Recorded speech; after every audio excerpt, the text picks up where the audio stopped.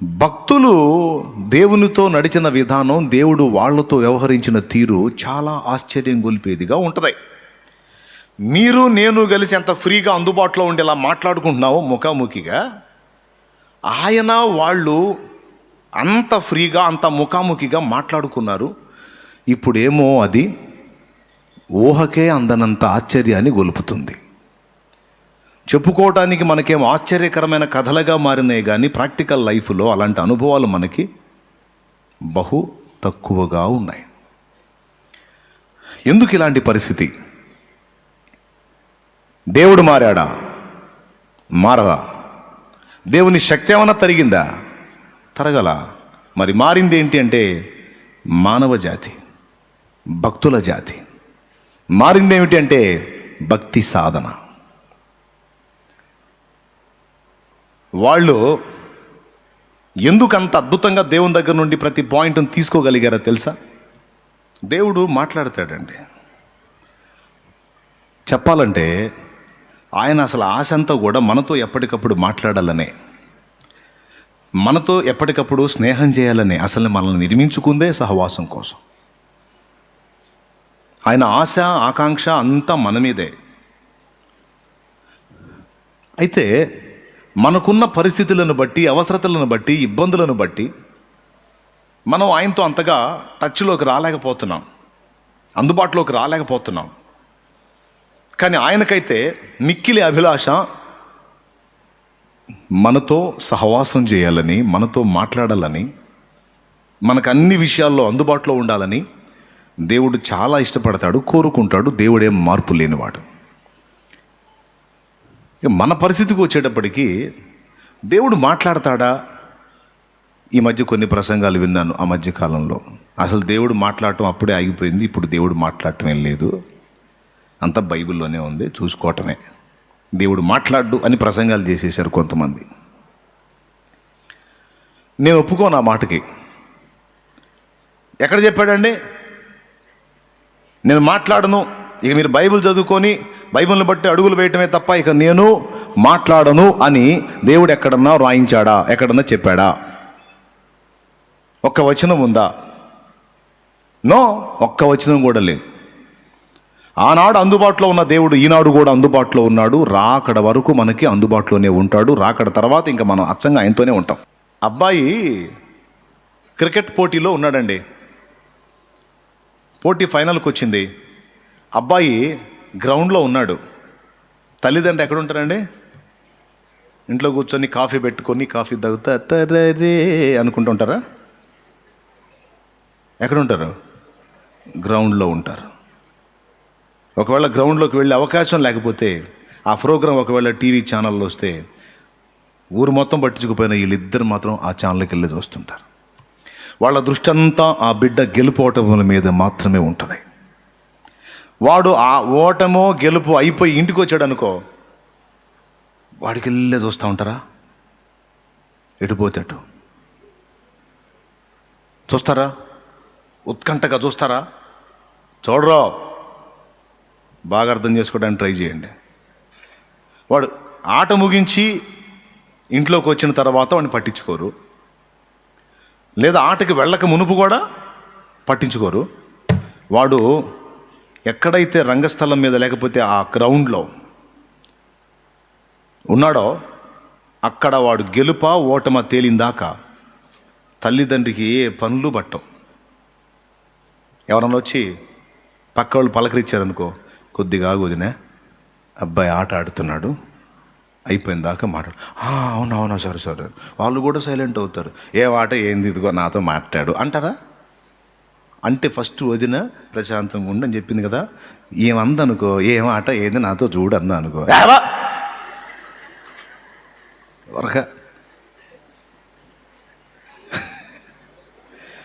ఏందమ్మా అంత కోపడా అంటే, కోపటం కాదు ఇంకా ఉన్నామంటే కొడతా గొడపు చస్తుంటే మేము ఏమైద్దో అని ఉత్కంఠతో మేము చేస్తుంటే నీ గోలేంది మాకు, టీ కాఫీలు గోలపా అంటారా? అనరా? అవతలాడు ఆట ఆడుతుంటే ఏందైనా ఏం బాగున్నావు, ఏం రా కూర్చో అంటారా? అంటదమ్మా, నువ్వు అంటావా? మనం ఈ భూమి మీద ఉన్నంతసేపు యుద్ధరంగంలో ఉన్నామని దేవుడే రాయించాడు, పోరాటంలో ఉన్నామని దేవుడే రాయించాడు, ట్రైనింగ్లో ఉన్నామని దేవుడే రాయించాడు. ఏబు గ్రంథం అదేదో అధ్యాయం అదేదో వచనంలో భూమి మీద నరుల కాలం యుద్ధకాలం కాదా అన్నాడు. 7:1 ప్రసంగి గ్రంథం 1:13 వారు దీని చేత అభ్యాసం పొందినట్లు దేవుడు నరులకు ఏర్పాటు చేసిన ప్రయాసం బహు కష్టమైనదన్నాడు. ట్రైనింగ్ అన్నాడు అక్కడ. మనం పోరాటంలో ఉన్నాం అనే మాట బోలెడన్ని వచనాలు ఉన్నాయి. పోరాటంలో కుమారుడు ఉన్నప్పుడు ఏ తల్లి ఏ తండ్రి కూడా వేరే కార్యాల్లో ఉండరు, దృష్టి అంతా వాడి మీదే ఉంటుంది. ఆట ముగించి ఇంటికి వచ్చినాక ఇంకా వాడి గురించి ఆలోచించాల్సిన అవసరం. మనం పరలోకానికి వెళ్ళిన తర్వాత ఇక మన మీద దృష్టి పెట్టుకొని ఉండడం అయిపోయింది. ఆట ముగించాం, పరలోకం వెళ్ళిపోయాం, ఇంకా మన మీద దృష్టి పెట్టుకొని ఉండడం. ఇక మనం ఆయన కలిసే ఉంటాం, ప్రాబ్లం లేదు. దేవుని దృష్టి ఎప్పుడు ఉదయం మధ్యాహ్నం సాయంత్రం ఈ గంట ఈ నిమిషం ఈ సెకండ్ అన్న భేదం లేకుండా నిరంతరం మన మీద దృష్టి పెట్టి చూసే టైము మనం ఈ భూమి మీద ఉన్న కాలం. అవునా? ఎందుకంటే మనం ఇక్కడ రణరంగంలో ఉన్నాం, పోరాటంలో ఉన్నాం. అందుకే ఏ కొంచెం అవకాశం ఉన్నా బిడ్డకి ఏదో ఒక సమాచారం ఇవ్వాలి, ఏదో ఒక ఎత్తుగడ నేర్పాలి, ఏదో ఒక విధంగా హెల్ప్ చేయగలగాలి, ఏదో సలహా ఇవ్వాలి అని తండ్రి అందుబాటులో ఉంటాడు కొడుక్కి. ఉదాహరణకి కుస్తీ పోటీలు ఉన్నాయనుకోండి, కుస్తీ పోటీలు వాడిని ఎత్తి పడేయాలి. ఇట్లా పడేస్తే కొన్ని మార్కులు, మామూలుగా పడేస్తే కొన్ని మార్కులు, తిప్పి తిప్పి పడేస్తే మరికొన్ని మార్కులు ఏదో దానిలో ఉంటాయి. ఈ వాడిని ప్రత్యర్థిని పడేసే దాన్ని బట్టి అడిగి మార్కులు ఉంటాయి అన్నమాట. పబ్లిక్ చూడొచ్చు, కొన్నిసార్లు ఊళ్ళల్లో పెడతారు, ఊళ్ళల్లో పల్లెటూళ్ళలో పెడతారు, టౌన్లో పెడతారు. తండ్రి ఏం చేస్తాడు తెలుసా? కొడుకు కుస్తీ పోటీల్లో పాల్గొంటే తండ్రి తాళ్ళ వెలపటుండి కొడుకు చెబుతుంటారు, ఈ పట్టుబట్టో ఎట్లా పడ్డో తిప్పాయి, అదిరా శబ్బాష్రా. లేదు వాడు పడేసే వీడు పడ్డాడు అనుకో అంట. అవునా కాదా? వాడు కుస్తీ పడుతుంటే ఎనభై టీ తాగుతుంటాడా, చాయ్ తాగుతుంటాడా, ఏం పుల్లారా బాగున్నా, ఏం సంగతులు అనుకుంటూ ఉంటాడా? ఎవడన్నా నీకు నేను టీ కాదు, నీకు నేను ఏది ఇప్పిస్తానన్నావు, రేపు నీకు దండం పెడతా, పోరా ముందు అబ్బాయి ఆట ఆడతాను. సలహాలు ఇవ్వడానికి, గెలుపులోకి బిడ్డను తీసుకెళ్ళటానికి నిరంతరం తండ్రి దృష్టి కొడుకు మీదే పెడతాడు. డౌట్ లేదుగా? రైట్. మనం కూడా ఇప్పుడు పోటీలో ఉన్నాం.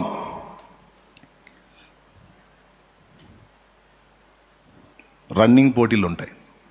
కొంతమంది తండ్రులు ఆ రన్నింగ్ పోటీలో బిడ్డలతో పాటు పరిగెత్తుంటారు.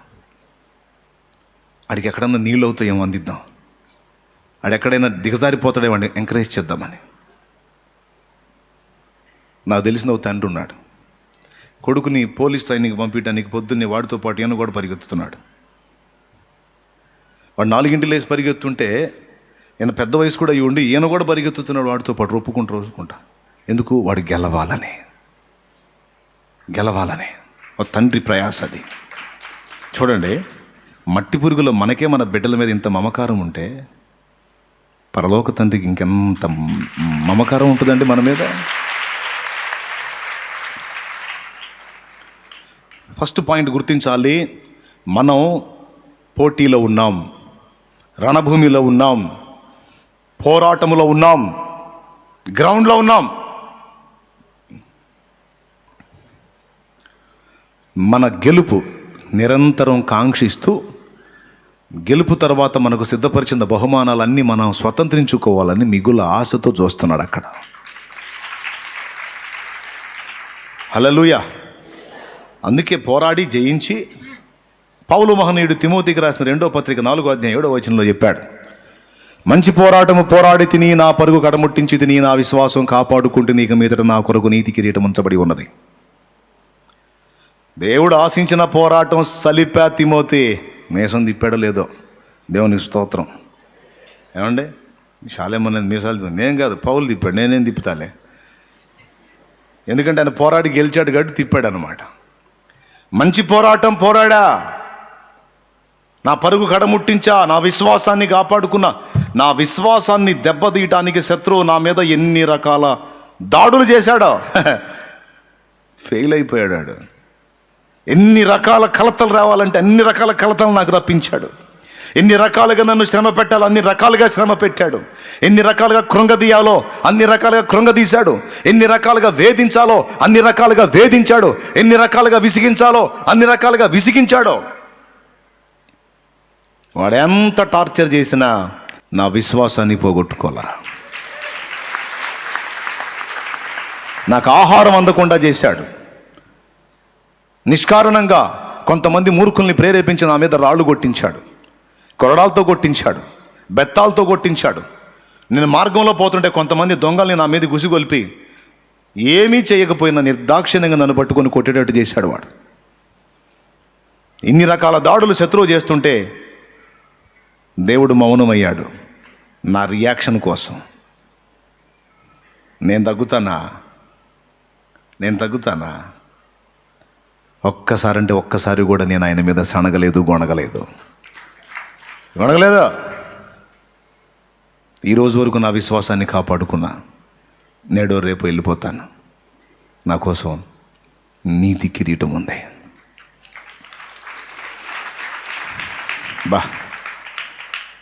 ఒక మాట, స్టెఫన్ని రాళ్ళతో కొట్టారు, చచ్చిపోతున్నాడు. ఆ చచ్చిపోయేటప్పుడు రాళ్ళ దెబ్బలు తగిలేటప్పుడు ఏమన్నాడు తెలుసా? తండ్రి కుడిపార్శ్వమందు మనుష్య కుమారుడు నిలిచి ఉండట నేను చూచుచున్నాను అన్నాడు. నిజమే.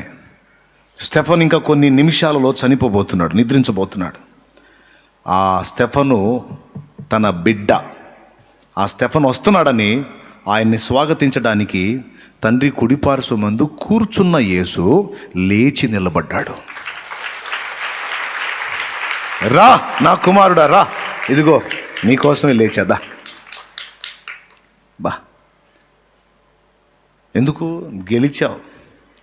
నా వలె తండ్రి ఈ పాపము వీరి మీద మోపకమని వారిని క్షమించి నా బిడ్డవని రుజువు చేసుకున్నావు. లేచి నిలబడ్డాడు. చూస్తేనా, చూడకపోతేనా?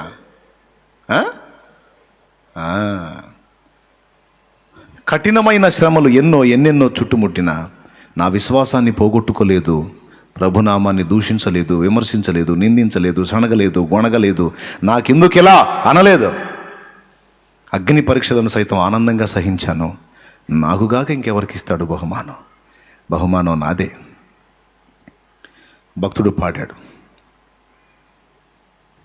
జయించిన నీవు నా పక్షమై ఉండగా, జయమిచ్చు నీవు నన్ను నడుపుచుండగా, జయమే నాశ. తర్వాత మాట, అది ఏ నీ కాంక్ష, నీకే నా స్తోత్రార్పణలు, జయమే. ఇది మన జయ జీవితం కోసం ఆయన కాంక్షించడం ఏంటి? కాంక్ష అంటే కోరిక. జయించాలన్నది నా ఆశ, అదే నీ కోరిక కూడా. నిజమే. ఈ పోరాటంలో తరచుగా రకరకాల శోధనలు ఓడిపోతున్నాం, ఆకర్షణలకు లొంగిపోతున్నాం, బలహీనతలకు చిక్కిపోతున్నాం, దెబ్బతింటున్నాం. గెలిచి జయించిన ప్రతిసారేమో సంతోషంగా ఉన్నాడు, తేడాబడి జారి పడ్డప్పుడేమో బాధపడి మళ్ళా వెన్ను దట్టి ప్రోత్సహించి నిలబెడుతున్నాడు. ఏంటి? నా వల్ల కాదు ప్రభువా, నేను జయించలేకపోతున్నానయ్యా, ఆ శోధన మానుకోలేకపోతున్నానయ్యా, ఆ బలహీనత వదిలిపెట్టుకోలేకపోతున్నానయ్యా, నా వల్ల కావట్లేదు ప్రభువా. పిరిగి పందా, బుద్ధి లేదా? నా పేరు పెట్టుకున్న బుద్ధి లేదా నీకు? నా బిడ్డవని పిలిస్తే బుద్ధి లేదా? నువ్వు కాదు గెలిచేది, నేను గెలిపిస్తాను. నువ్వు నిలబడు. అట్లా నా ఆత్మచేత నీ గెలిపిస్తా. నువ్వు నిలబడు. కృంగిపోతావేంటి? సాతానుకు లొంగుతావా? పోరాడవా? సరే, ఇప్పటికి 7 సార్లు పడ్డావు, 8వ సారి నిలబడవా? జీవుల్ని చూడు, జీవుల్ని చూడు, చిన్న చిన్న జీవులు తాము అనుకున్నది సాధించడానికి ఎంత పోరాడతాయో చూడు. నువ్వు ప్రయత్నం మానేస్తావా? శోధనలు వచ్చినాయని, పొరపాట్లు జరిగినాయని, బలహీనతలు వచ్చినాయని, తేడా పడ్డావని ఇంకా ఆంతుని కృంగిపోయి అక్కడే కూర్చుంటావా? బురదలోన పుట్టానని కలువ దిగులు చెందేనా, నల్ల మబ్బు కమ్మేసిందని చంద్రదీపమారేనా, శత్రువెంత తరిమిన గాని శ్రమల చేతనే నలిపిన గాని ప్రభువు నందు ఉన్న నీవు ప్రజ్వలింపకుండేవా, ప్రభు కార్యమాపేవా. అవునా? కృంగిపోయి, కుమిలిపోయి, కూలిపోయి, దిగజారిపోయి ఈ పోరాటం నా వల్ల కాదు, నేను జయించలేను, నేను సాధించలేను, నా వల్ల కాదని నీరసించిన ప్రతిసారి నీ ప్రక్కనే నిలిచి నిన్ను లేవనెత్తి వెన్నుతట్టి ధైర్యపరిచి ముందుకు నడిపించి నీకు కృపనిస్తున్నవాడు ఆయన. నేను చెప్పదలుచుకుంది ఏంటంటే, దేవుడేమో నిరంతరాయంగా మనకెళ్ళే చూస్తున్నాడు, మన మీదే దృష్టి కలిగి ఉన్నాడు. మనమేమో ఈ జీవన వ్యాపారంలో, జీవన పోరాటంలో తిప్పలు పడతా ఎప్పుడూ ఒకసారి ఆయనకి వెళ్ళి చూస్తున్నాం. ఆయన ఆశ ఏంటంటే, దానియేలులాగా నాకెళ్ళి కనిపెట్టుకోరా తల్లి, నేను నీకు చెప్తాను రా, నువ్వు ఎట్లా ఏది సాధించాలో. నానా, పౌల్లాగా నాతో సంబంధం ఏర్పరచుకో, నేను చెప్తా. అబ్రహాములాగా, నోవహులాగా, హనోకులాగా నాతో నడు, నా మీద దృష్టి పెట్టు, నేను నీ మీదే దృష్టి పెట్టున్నాను. నా మనసంతా నీ గెలుపు కోసమే నాన్న. నువ్వు జయించాలిరా, ఈ ఆకర్షణలను జయించాలి, ఈ ఆకర్షణలను జయించాలి, శత్రువును జయించాలి, ఈ శోధనలను జయించాలి, బలహీనతలను జయించాలి. నువ్వు నిలబడాలి సవాల్గా. దానికోసం నేను చేయదగ్గ సాయం అంతా నీకు చేయటానికి సిద్ధంగా ఉన్నాను. నేను చెబుతున్నాను ఈ మాట. లేఖనమా, ప్రకటన గ్రంథం 2వ అధ్యాయం నుండి 3వ అధ్యాయం వరకు, 2వ అధ్యాయం 3వ అధ్యాయం 2 అధ్యాయాల్లో 7 సంఘాలకు లేఖలు రాస్తూ జయించిన వానికి ఏమేమి ఇస్తానో అని చెప్పాడు. చూసావా? ప్రకటన గ్రంథం 2:1, 7 నక్షత్రములు తన కుడి చేత పట్టుకుని 7 దీపస్తంభముల మధ్య సంచరించువాడు చెప్పు సంగతులు ఏమనగానే మొదలుపెట్టి కొన్ని విషయాలు చెప్పి, కొన్ని హెచ్చరికలు చేసి, కొన్ని దిద్దుబాట్లు చెప్పి, జయించు వానికి దేవుని పరదైసులో ఉన్న జీవవృక్ష ఫలములు భుజింపనిత్తును. ఏం చేసేవాడికి ఏం జయించాలి? దేవుడు నీ జీవితంలో నీకు అనుమతించిన రకరకాల పోరాటాలు అయ్యేందో నీకే తెలుసు. ఎవరెవరు ఇప్పుడు దేంతో పోరాడుతున్నారో ఎవరికి వాళ్ళకి తెలుసు. ఎవరెవరు ఏ బలహీనతలు కలిగి ఉన్నారో, ఎవరెవరు దేని విషయంలో ఫైటింగ్లు చేస్తున్నారో, ఎవరు పోరాటాలు వాళ్ళకి తెలుసు. నీకు అనుమతించబడేటువంటి పోరాటాలు రకరకాలు అనుమతించబడతాయి. ఏ తండ్రి అయినా కొడుకు పోటీలోకి వెళ్తే,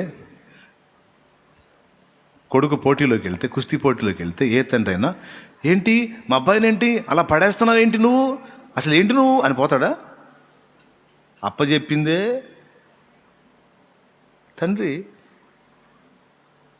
అలాగే నిన్ను అప్పచెప్పిందే దేవుడు. నువ్వు గందరగోళం అవుతుంటే ఆయనేం గందరగోళం కాడు, నీ రియాక్షన్స్ అబ్జర్వ్ చేస్తుంటాడు. ఇప్పుడు ఈ శోధన వచ్చింది, అమ్మ మా బంగారు తల్లి రియాక్షన్ ఏందో చూద్దామని కనిపెట్టుకుంటాడు. ఇప్పుడు ఈ అగ్ని పరీక్ష వచ్చింది మా నాడు రియాక్షన్ ఏందో చూద్దామని సైలెంట్గా కనిపెడతాడు.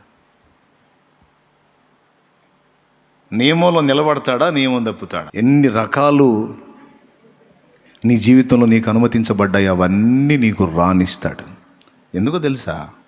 ఇవన్నీ నీకు రానివ్వాలి, వాటిల్లో నువ్వు గెలవాలి, జయం సాధించాలి. ఏ తండ్రి అయినా కొడుక్కి పరీక్షలు పెట్టినప్పుడు, ఏంటి మా అబ్బాయి చేత ఏంటి ఇంత ప్రెజర్ చేపిస్తున్నారేంటి, ఇన్ని రాపిస్తున్నారేంటి అసలు మా వాడిని అని ఏ తండ్రి అని అంటాడా? అవసరమైతే ఫీజు కట్టొస్తాడు. నేను రాయలేను నాన్న అంటే, ఊరుకోరా నా పరువు దీవాకరా, ఫెయిల్ అయితే ఫెయిల్ అయ్యావు, రాయరా నీకు దండం పెడతా, ఎగతాళి చేస్తారా నన్ను అని పెద్ద అమౌంట్ ఫీజు కట్టి వస్తాడు. ఎగ్జామ్ ఫీజు కట్టడో అంటే అర్థమైంది, పరీక్షల్లోకి బలవంతాన్ని ఎడతంది ఎవరు? మీకు దండం. సౌండ్ పెంచండి కొంచెం పెద్దగా. అది యేసు బాప్తీసం పొందిన తర్వాత ఆత్మచేత అరణ్యమును కొనిపోయి ఎక్కడ ఉంచబడ్డాడు? శోధకుని ఎదుట శోధింపబడుటకు నిలబెట్టబడ్డాడు. పరీక్ష కోసం. మనం అనుకుంటాం దేవుడు తప్పిస్తాడు, కాదు, నిలబెడతాడు. అవసరమైతే నీకు ఎగ్జామ్ ఫీజు ఆయనే కడతాడు. మా అమ్మాయి రాసిద్ది కాసుకోమని, మావాడు ఫైటరో, మావాడు పైల్వాన్, కాసుకో రాసుకో, మరి మావాడికి ఫీజు కడుతున్నాను నేను అని కడతాడు. నువ్వు మరి ఆయన్ని గెలిపిస్తావు, బుష్ చేస్తావు, నీ ఇష్టం. గందరగోళం అయిపోడు, నువ్వు అయిపోతుంటావు. అప్పుడప్పుడు నాన్న గుర్తొస్తుంటాడు, దుర్మార్గుడు, నేను రాయనన్నాను, తీసుకొచ్చి నన్ను ఇందులో ఇరికిచ్చాడు, ఏం అర్థం కావట్లా, ఈ పేపర్లో ఏం క్వశ్చన్స్, ప్రశ్నలే అర్థమై సావట్లా, ఇంక నేను జవాబులే రాసేది. Praise the lord. జీవితం ఇది. అవసరమైతే కొన్ని పరీక్షల్లోకి నిన్ను నెట్టేది ఆయనే. పరీక్షలు రాయలేక దిగజారిపోతే వెన్ను తట్టి నిలబెట్టేది ఆయనే. అవసరమైతే ఇక్కడ నీకు పరాక్రమం కలిగించడానికి కొన్ని మాటలు కూడా వాడతాడు. నువ్వు ఎవరు పెట్టావో తెలుసా? అసలు నా మార్కులు ఏమన్నా తెలుసురా నీకు? ఎన్ని డాడీ? ఇదిగో ఫలానా ఎగ్జామ్లో ఇన్ని, ఫలానా ఎగ్జామ్ మొత్తం కొట్టారా, స్టేట్ ఫస్ట్ రా. ఏమనుకుంటున్నావు, ఎవరు పెట్టావురా, నువ్వు సిగ్గులేదురాను అంటాడు. వీడికి ఆవేశం వచ్చింది. నేను ఇంత పౌరుషం గలవాన్ని పెట్టింది కదా, పోయి రాయిపో. రాయాల్సిందేనంటావా? రాయకపోతే ఎట్రా, రుజువు కావద్దు, పో రాయిపో. ఏం పౌరుషమో ఏమో, అక్కడేమో రెచ్చగొట్టాడు, ఏడుకొస్తే ఏం అర్థం కావట్లేదు. ఏందో ఈయన నన్ను ప్రేమిస్తున్నాడో పగబట్టాడో నాకేం అర్థం కావట్లేదు. ఆయనేమో కనిపెడతాడు, గెలుస్తావో ఓడిపోతావా. యుద్ధరంగంలోకి దించేది ఆయన్నే, నీ గెలుపు కోసం ఎదురు చూసేది ఆయన్నే. అయితే భయపడొద్దు. ఎన్ని ఎగ్జామ్స్ నీకు అనుమతించినా నిన్ను పాడు చేయటానికి కాదు, అత్యుత్తమ బహుమానము నీవు పొందటానికి, నీకు ఇవ్వడానికి. అవసరాన్ని బట్టి అగ్ని వంటి శ్రమలు కలుగుచున్నవని తెలిసి కలత చెందబోకు. అవసరాన్ని బట్టి అగ్ని వంటి శ్రమలు కలుగుచున్నవని తెలిసి కలత చెందబోకు. నిన్ను పిలిచిన దేవుడు నమ్మదగినవాడు, శోధనలో నిన్ను విడిచిపెట్టిపోడు. కంటి పాపలా తోడుండి నిన్ను కాచుకుంటాడు, కన్న తండ్రిలా తోడుండి నిన్ను ఆదుకుంటాడు. నమ్ము నేస్తమా, ఇది సత్యం, వీడబోకుమా విశ్వాసం. నీ ఆశ నిరాశ కానే కాదు, వేదన ఎందుకు, నీ కన్నీరు కలకాలముండదు, కలతే చందకు. నీ ఆశ నిరాశ కానే కాదు, వేదన ఎందుకు, నీ కన్నీరు కలకాలముండదు, కలతే చందకు. నమ్ము నేస్తమా, ఇది సత్యం, వీడబోకుమా విశ్వాసం. నీ ఆశ నిరాశ కానే కాదు, వేదన ఎందుకు, నీ కన్నీరు కలకాలముండదు, కలతే చెందకు. దేవునికి మహిమ.